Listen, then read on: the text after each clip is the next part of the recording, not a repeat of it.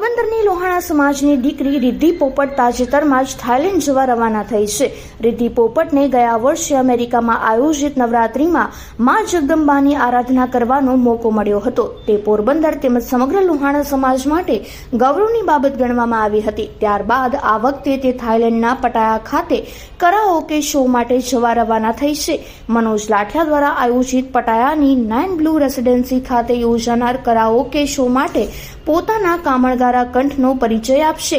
તે અમેરિકા ખાતે ગત નવરાત્રિમાં પ્રથમ વખત જ ગઈ હતી. અમેરિકાની 3 મહિનાની ટૂર દરમિયાન ત્યાં પણ અલગ અલગ સિટીમાં પ્રોગ્રામ આપ્યા હતા અને હવે થાઇલેન્ડ ખાતે જવાનો મોકો મળ્યો છે.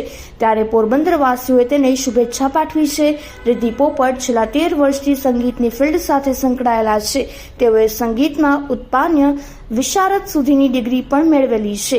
શાસ્ત્રીય સંગીતના પણ તેઓ સારા જાણકાર છે. તેઓ પોરબંદરની લિયો પાયોનિયર ચોપાટી ગ્રાઉન્ડ ખાતે નવરાત્રિમાં ઉપરાંત જૂનાગઢ ખાતે મધુવન પાર્ટી પ્લોટમાં લોહાણા સમાજની નવરાત્રિમાં પોતાના કામણગારા કંઠનો પરિચય આપ્યો છે.